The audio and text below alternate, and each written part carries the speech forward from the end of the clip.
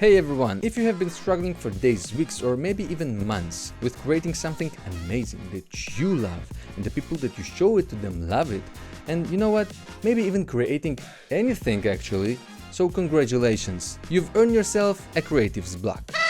In this video I will share with you my tips and tricks of how to get out of creative block. Hopefully by the end of this video you're gonna be able to get out of it as well. So let's begin. Tip number 1.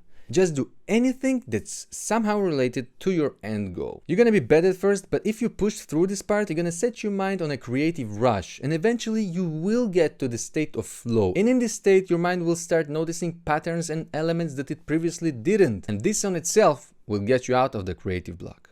If it sounds awkward just to do something when you're stuck at doing anything, try this one. Tip number 2. Create a problem to solve or a brief of a problem. Don't force yourself on having a great idea, focus on having an idea. You can do it by yourself, but then you're gonna have to sweat a little bit. Instead, I suggest you using tools like brief generators or concept art generators, whatever generators there are. I will link some of them in the video description below. All you have to have is just the beginning of a story, and then your mind will fill in the rest. Humans are story driven. The act of setting up some parameters on itself will start your creative juices going. Then picking up the brief or the concept will feel natural to you because you are already committed to the process. And this is exactly what I meant in the first tip. Just do something. The minimal, most effortless task you can think of. Tip number 3. Writing. This is a skill that needs some practice on its own, but I assure you, writing is a skill one must have, especially for an artist or a designer, because not only it will help you get out of the creative block, it's also a great tool when writing to potential clients, writing briefs, replying to or giving feedback. So back to you. Write down some ideas. Don't commit to any idea, just write as many ideas as you can. It will enable your brain to start associating things that beforehand had no connection to one another. You will start making new connections that may not even be so obvious in the beginning. One of the tricks I love to do is just combine two absolutely not related topics to one. For example, Vikings and mermaids. Well, it's kinda connected because it's Vikings, sea and stuff, but how would this story unfold? From my personal experience, this is exactly how all the new stuff are being created. Tip number 4. Reading.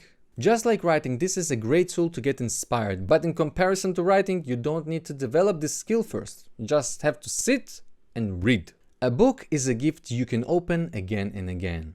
Garrison Keillor. I love this quote. Think about it. Your mind is tired because you're trying to force an idea into it and create something amazing. And because you're such a perfectionist, it cannot be just an idea, it has to be the best idea. But when was it when the greatest ideas came to you previously? Was it when you were stressed and you were trying to force an idea into your mind?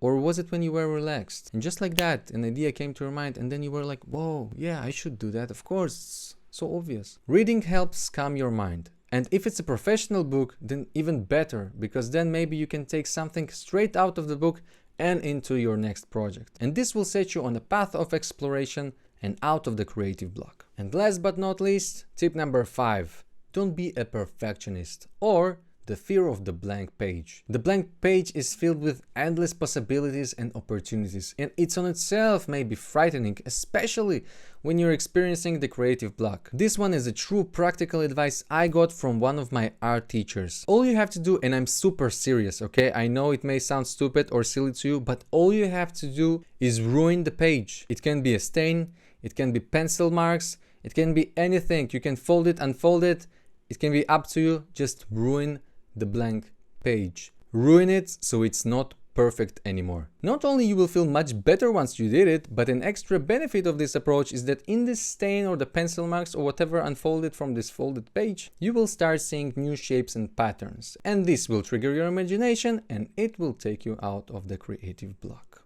Of course, all of these depends on the situation. If you have a project with tight deadlines, then maybe you don't have the luxury of time, but still you can use the active thinking approach and come up with few ideas pretty quickly. There is no secret here. The more you do it, the better and faster your brain becomes in associative thinking, and therefore you will be able to generate more and better ideas. Hopefully whoever needs to hear this information will find this video. I wish you good luck on your creative journey and good luck in your next project, and of course, good luck in getting out of the creative block. It sucks! Until the next time. Bye bye.